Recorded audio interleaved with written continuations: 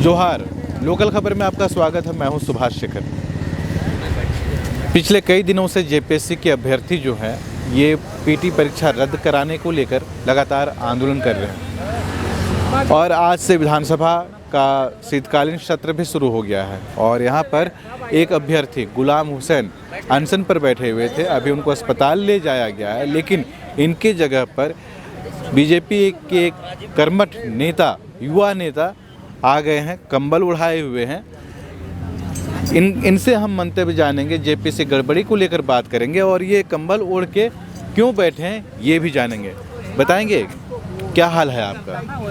हाल बहुत ख़राब है। इस कड़ाके की ठंड में कल जिस प्रकार से मुख्यमंत्री जी को हम लोग पहले ही सूचना किए थे कि हम लोग आपके पास आएंगे और अपना दुखड़ा सुनाएंगे, और चूँकि एक मुख्यमंत्री हैं और काफ़ी उम्मीद झारखंड की जनता उनसे की है, हम लोग भी बहुत उससे उम्मीद करते हैं। आज भी उम्मीद करते हैं, कल भी उम्मीद करेंगे और उम्मीद के साथ कल हम लोग उनके पास जाना चाह रहे थे, लेकिन दुर्भाग्य की बात यह है कि वो तो नहीं मिले हम लोग से, और उनके ना कोई विधायक ना कोई उनके मंत्री, कैबिनेट के मंत्री, कोई सूद लेने नहीं आई। आधे रास्ता में रोक दिया गया। वहाँ तक ठीक है, वहाँ से भी हम लोग को कुछ लोगों को ले जाता। काफ़ी देर रात तक आप लोग थे?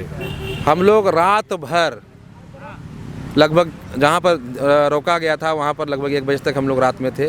उसके बाद वहाँ से हटा के बापू वाटिका हम लोग आ गए। रात भर इस कड़ाके की ठंड में ये सुबह ये कंबल हम लोग अपना घर से मंगाए हैं, क्योंकि कंबल में पूरा टेंट भी लग गया। अभी हम लोग टेंट लगाए हैं और 2-3 बज रहा था। किसका घर में हम लोग जाएंगे कंबल मांगना? अगल बगल मांगेंगे तो बोलेगा चोर आया है। कुछ प्रॉब्लम भी है आपके पैर में? पैर मेरा यहाँ पर चोट है। कहाँ दिखाइए? पैर में यहाँ चोट है, यहाँ पर फूला हुआ है। पैर पे चोट भी इसके लिए हमारा ये कंबल उड़ाना जरूरी है, क्योंकि अभी भी दिन में ही ठंडा लग रहा है। ठंड में ज़्यादा तकलीफ होता है। तो क्या ज़रूरत था कि जब तबीयत खराब है, पैर में तकलीफ है, इस ठंडा में आ गए हैं, यहाँ पर दिन रात लगे हुए हैं? अच्छा ये बताइए, मरता क्या नहीं करता? आप बताइए, एक बड़े संस्थान, एक संवैधानिक संस्थान झारखंड पब्लिक सर्विस कमीशन, जो बीडीओ और सीओ बनाता है, डीएसपी बनाता है, और बीडीओ डीएसपी से जनता आकांक्षा रखता है ये बन के जाएंगे तो जनता का सेवा करते हैं, लोक सेवा करते हैं, और वो अगर पद बिक जाए और वो संवैधानिक संस्थान में कोई दाग लग जाए, वहाँ के चेयरमैन भ्रष्टाचार करने शुरू कर दे, तो हम क्या, झारखंड के किसान हो, मजदूर हो, या फिर किसी भी प्रकार से वो शरीर उसको काम करता ना करता हो, यहाँ तक वो पहुँचेंगे, लड़ाई लड़ेंगे। मेरा पैर खराब हुआ, मेरे शरीर के चारों अंग भी खराब हो जाएगा, मेरा सिर्फ आवाज़ खाली अगर सही रहेगा तो आवाज़ लगाने के लिए हम यहाँ पर पहुँचेंगे, इसलिए पहुँचे हैं। अब देखिए ना, जेपीएससी ऐसा कभी होता है? बताइए।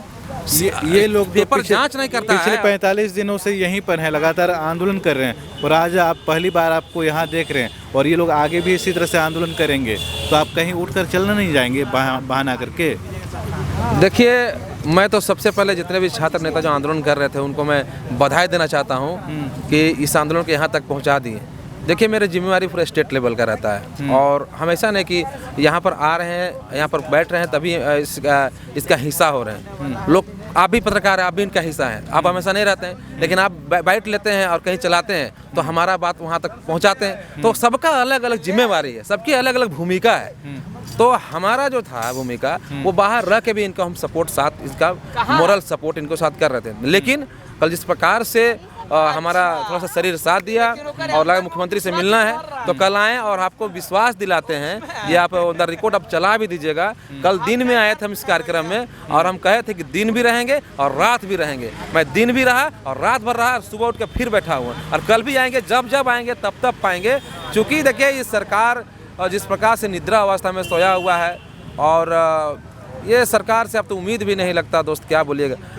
सब तरफ से हाहाकार मचा हुआ, चारों तरफ आंदोलन हो रहा है। तब ये हेमंत सोरेन जी से मुझे लगता है कि अब इनको मुख्यमंत्री लायक नहीं है, मुख्यमंत्री इनको नहीं बनना चाहिए। उनके पार्टी में बहुत नेता है, उनको मुख्यमंत्री बना देना चाहिए, इनसे नहीं होगा। ये चाटुकारिता और ये लोग से घिरे हुए हैं। याद कीजिए ना, आप तो खुद थे 2019 से पहले, आप भी हमारे आंदोलन में आते थे, चाहे सीएनटी का आंदोलन हो, आप रहते थे। मैं स्टेडियम में हेमंत सोरेन जी के साथ हम गिरफ्तार होकर जाते थे। कितना सुंदर बोलते थे, और यहाँ पर भाई लोग अनशन करते थे तो वो तोड़वाते थे अनशन। चलिए, लेकिन सब कुछ भुला गए। ये सबसे बड़ा दुर्भाग्य की बात है। हम तो कहते हैं, अरे भैया मुर्गी बेचना है, अंडा बेचना है, तो बसंत सोरेन की इस्तीफा दिला दो, उसका मुर्गी दुकान खोल दो।